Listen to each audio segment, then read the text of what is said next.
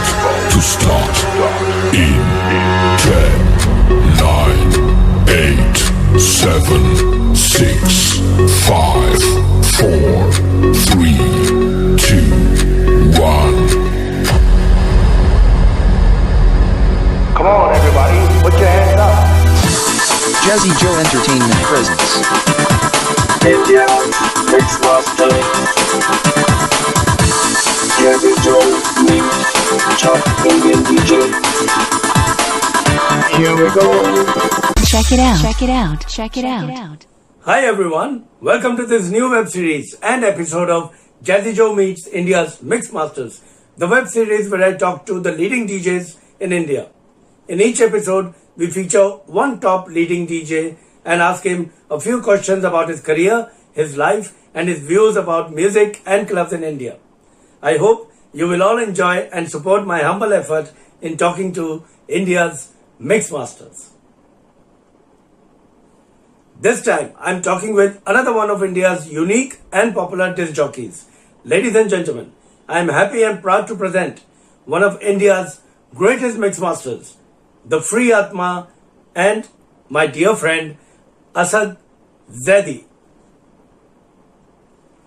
True to his DJ name, Asad is a free-spirited soul who is recognized as one of India's finest and most loved artists, and he has paved the way for the inception of a whole new industry with his persistence and passion.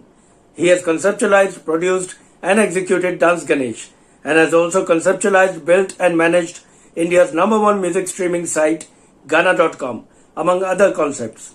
He has also co-founded and managed India's revolutionary open-air trance club Paradiso de Anjuna in Goa. He is a DJ, music producer, sound engineer, music healer and creative visualizer who has designed and managed clubs, conceptualized gigs, internet sites and business development for hotels and clubs. He is also responsible for running great clubs like Triangle, Blue Camel, the Sports Bar, the Raheja Resort, the Raz, Wet n Wild, Avalon, Wigwam, Go Bananas, Wild Orchid and Sheetal again. Right guys, here he is, my very, very dear friend and definitely one of India's Mixmasters, DJ Asad Zaidi, better known as Asad Freeatmah. Hi Asad. How you doing? Hi Jazz, lovely to see you here. It's always, it's you get hearts pumping and there's some killer tunes being dropped somewhere. Lovely to see you Jazz, as young as ever. No, same here. It's great to see you. Thanks to technology, we can do this in these times. Can't believe this. When we were back in the time, dealing with what we thought was the latest in technology. Yeah. It's also outdated. And we look back at those dinosaurs that we were using. Yeah. Very true. Amazing, man. Our DJ cabins, I remember yours, when you came down and we had some fabulous times. Very true. So, Asad, tell me your story from the beginning. Where did it all begin with? What was the first club? Was it Avalon or was Avalon later? What was your first experience as a DJ? It all started many, many, many decades ago. I think it was around 86, 87. I loved music, but I used to collect music. I think it was even before that. Well, I was my first DJing experience was I was in the 8th standard, and we were throwing a send-off party for the seniors. So I ended up DJing. Nobody knew what to do. So somehow we managed to, play 2 decks and play music. I had all the music. I brought it from home. So that was like, oh, you got music. Where do you get this? So, and was it on cassettes? Yeah. It was on audio decks? Yes. It was all on audio tapes and sourced from radio, sourced from various places. Because I was a kid at that time. I liked the music. I used to wait for certain radio programs to come on, and we had those twin decks, press play and together, play and record together, and you've got whatever you wanted. That was the advanced technologies that we got hands on back then. Music was precious commodity for me. Since then, it's always been collecting music. Yeah. And what was the music you played at your first event? Wham and those kind of stuff, that kind of thing. Okay. There was, plenty of Pink Floyd, and I would say it was classic rock today, but it was good old fun rock music. I remember Eric Clapton. We played a lot of Eric Clapton, and that kind of. And how did the transition to underground come about? Oh, yeah, that came about, we used to do a lot of house parties and then moved into clubs.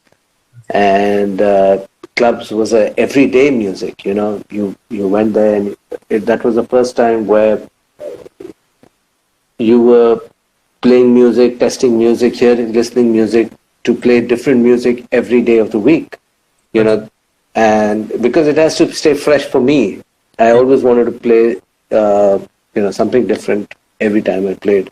Yeah.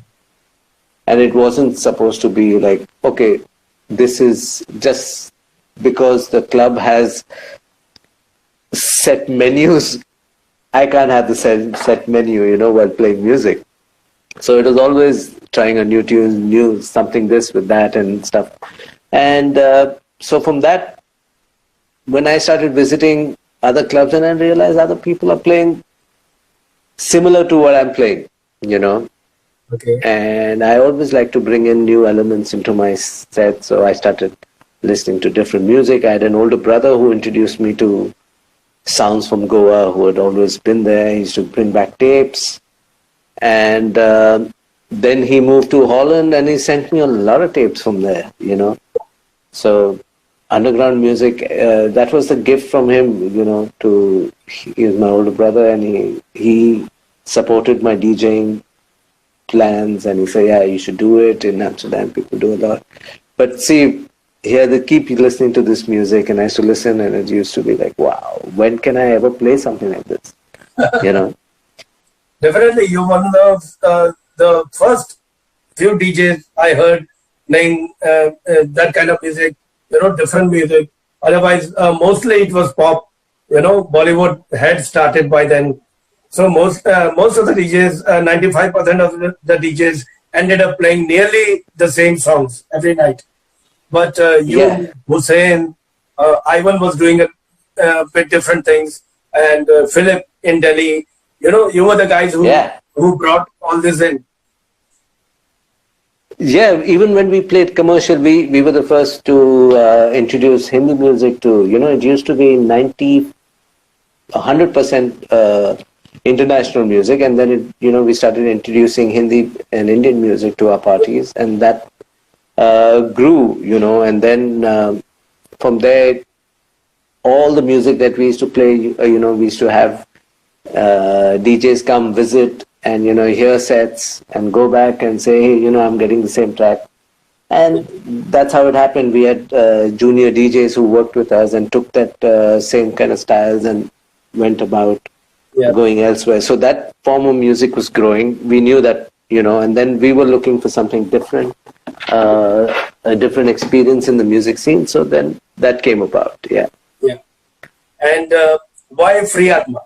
Why DJ Asad Freeatmah? What's the story behind that name? I want to be free, where it is my own journey.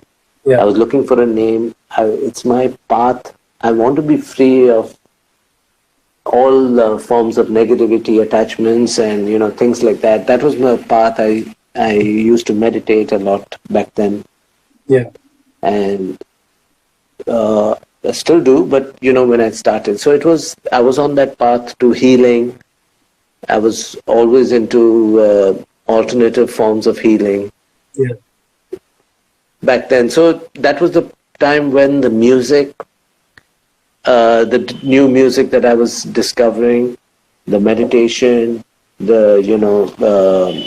all those things came together. And at that time I was looking for, like, somebody asked me, what is your path? I say, I want to be free of everything, you know. So my sister, she helped me coin the name Freeatmah. Oh. You know, yeah. So she said, I think you would live that name, and it's because I'm on the path to attaining freedom from. Wow, wonderful, wonderful. Free Atma or the free soul. And Yeah. definitely, I can attest to the fact that it's my journey.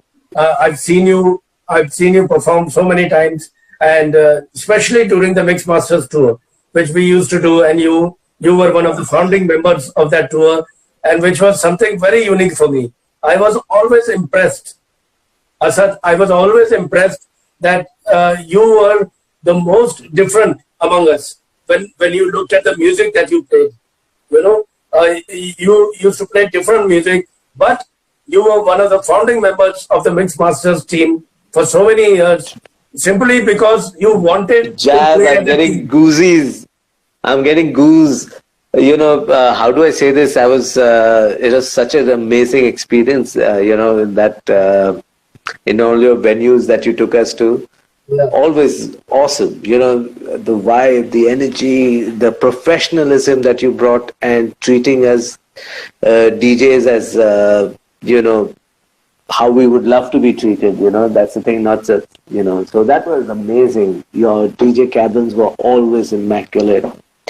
You know, you treated us. It was felt special to be part of that thing.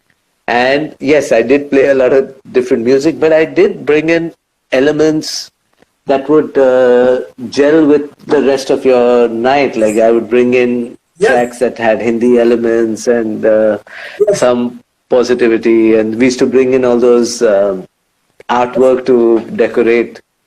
So that was lovely. Very true. Very true. That's what I meant. That's what I meant, Asad. That you were unique, but still you were a great team member. You made all the efforts to gel with all of us, and it turned out to be a wonderful event for the public, for the crowd. You know, and I was always impressed that you never said that, okay, I'm different, I'm unique, so I will not be a team player. You know, and you were enthusiastic that let's do it, let's do this, let's do that.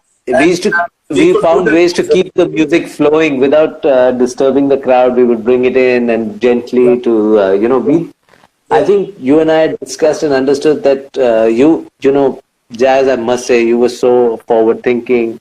You started something so many years ago, and I know you brought me in, not because I gelled, but you had that this is the music of the future, it's going to go there. You knew it. There was the older stuff. There was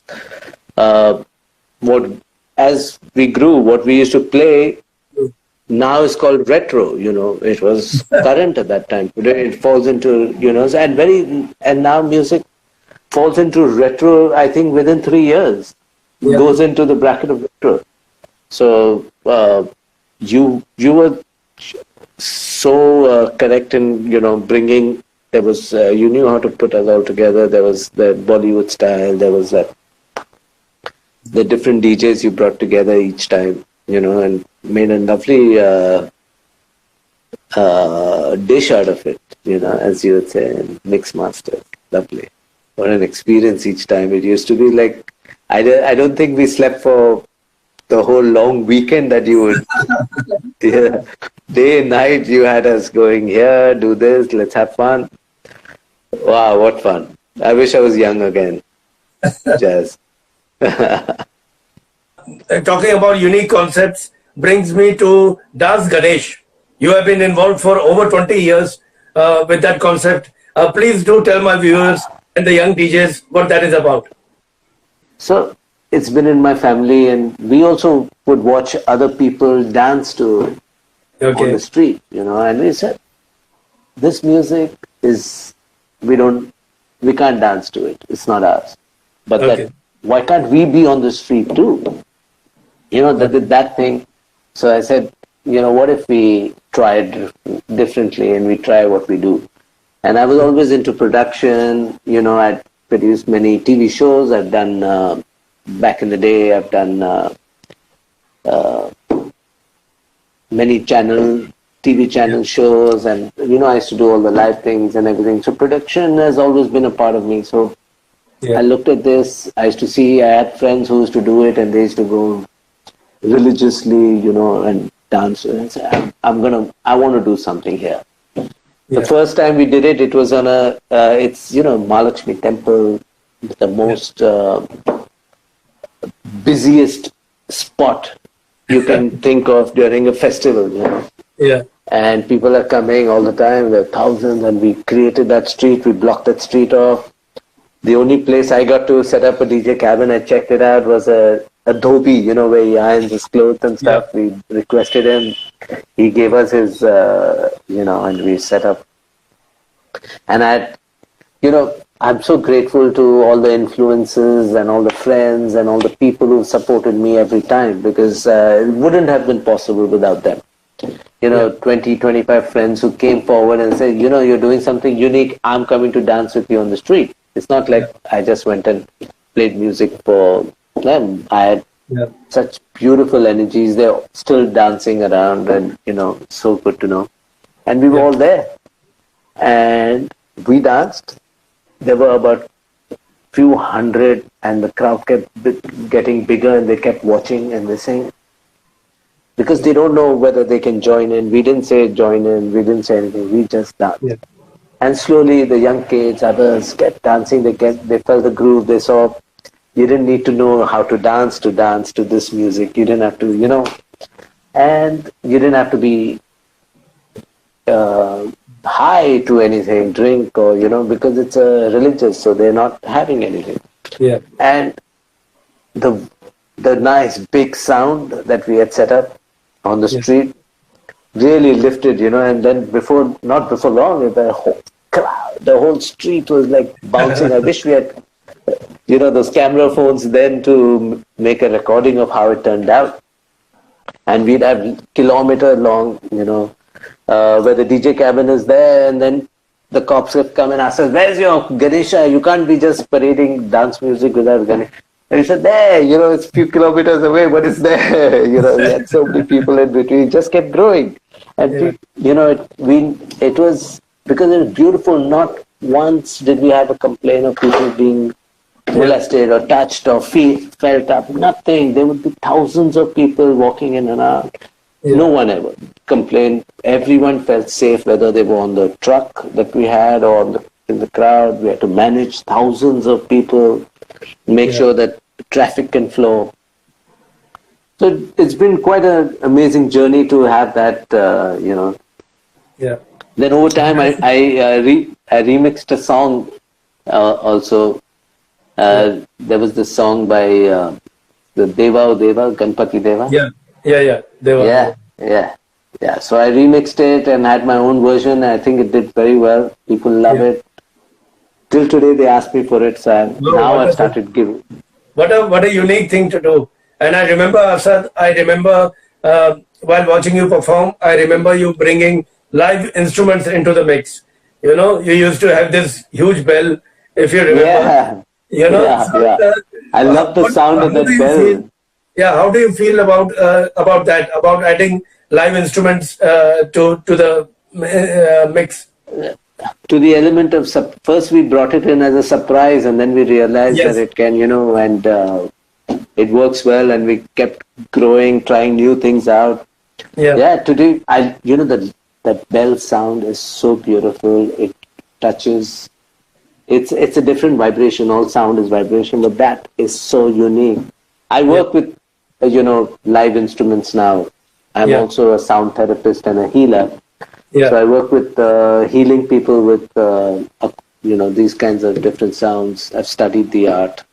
So I'm a certified practitioner.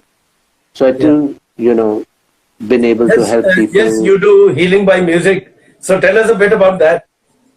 Yeah. This is so close to me. I've been a healer forever. I've been, doing different forms of Reiki and acupressure, sorry.